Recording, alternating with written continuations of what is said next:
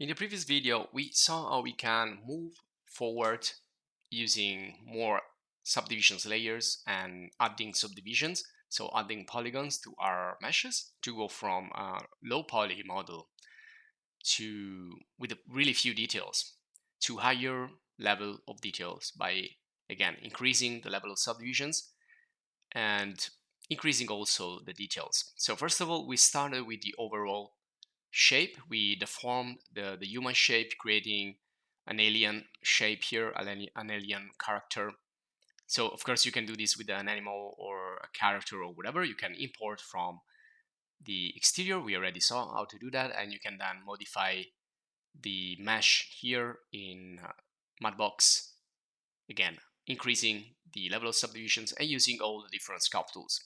Now we focus mainly on the basic sculpt tools, or the ones that essentially are going to help you with the overall shape, and we already started to add medium details like a little bit of the mouth, the nose, the eye socket, and the body, the various parts of the body. So in this video we're going to concentrate more on the other sculpting tools, the ones that we didn't experiment too much in the previous video, but we're still going to use the basic brushes there on the left.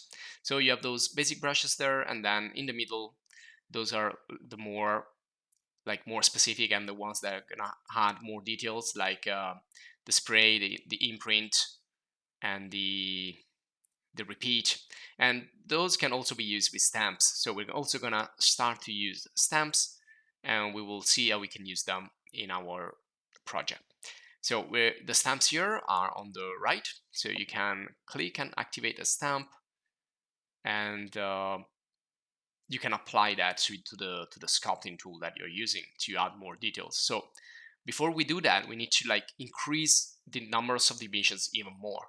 So as you saw in the previous video, one of my tip is to create copies so that you can always go back to the original shape.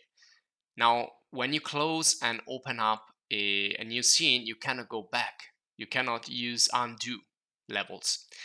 Unlike like ZBrush, in ZBrush we can go back if we save the project. Here we cannot go back.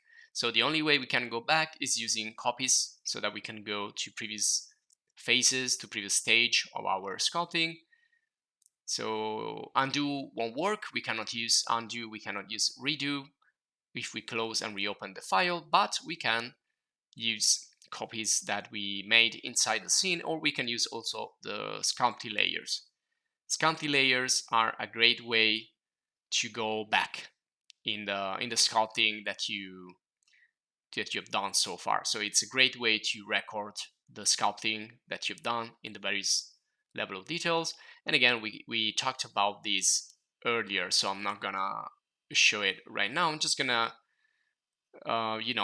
remember you the importance of that, because otherwise, if you are not happy with the results, well, in this case we can go back to the original shape, or like the previous stages, because I just created copies. Otherwise we couldn't go back, except for the layers. This is why I think it's important.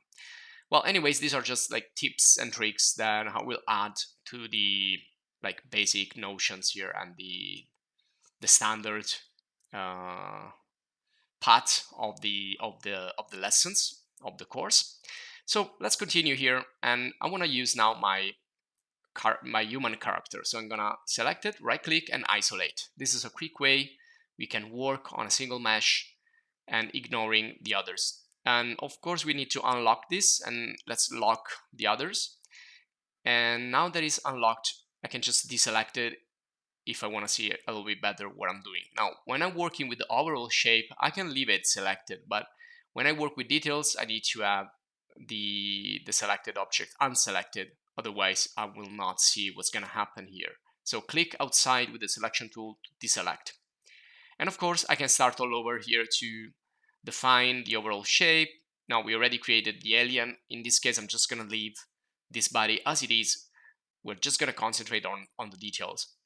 But essentially, I can start again with the standard sculpt tool, change the size, hold the B key for the size, the M key of the keyboard for the strength, and continue.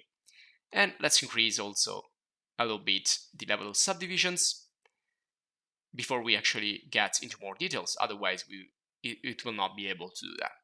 And also with the stamp, we need more and more polygons. Now we're gonna talk also about other parameters. We already talked about the steady mouse or the steady stroke, which is gonna let you create less like wiggly brushing and more precise.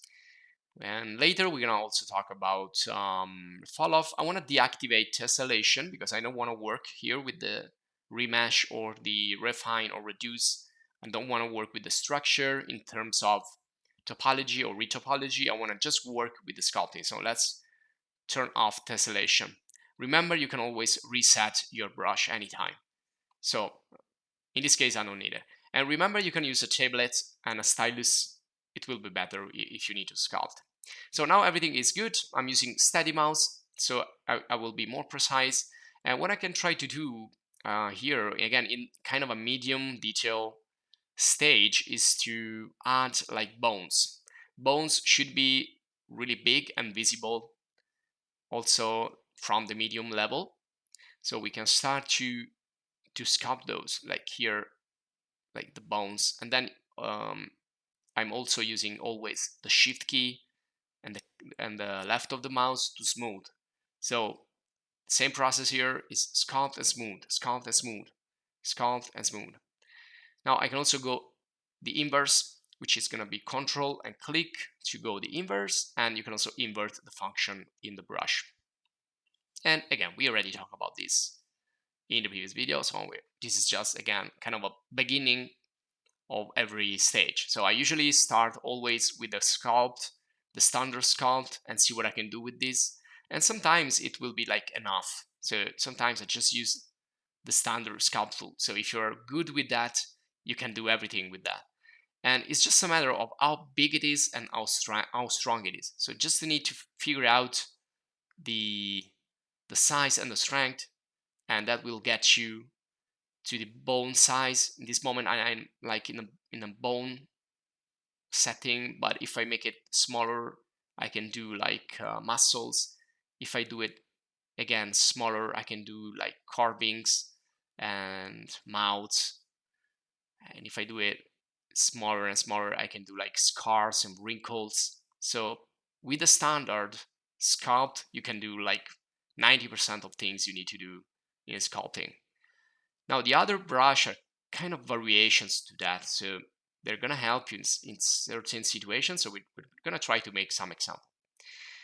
And again, this could be good also for the bones here in the skull. I can adjust perhaps the shape on of the mouth, of the ears.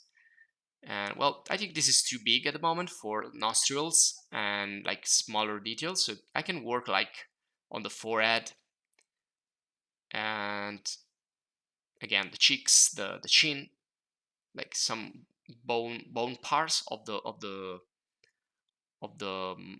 face, the jaw, the neck, the muscles, the skull shape on the top of the neck here on the back side of the head.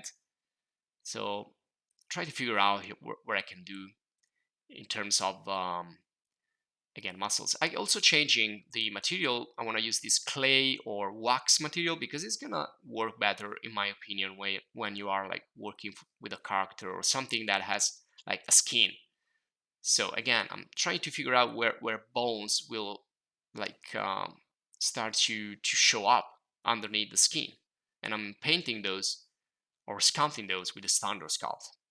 And then we will use the wax. We will use the knife, the feel, the scrape, the other sculpting brushes, just in the following part of the video.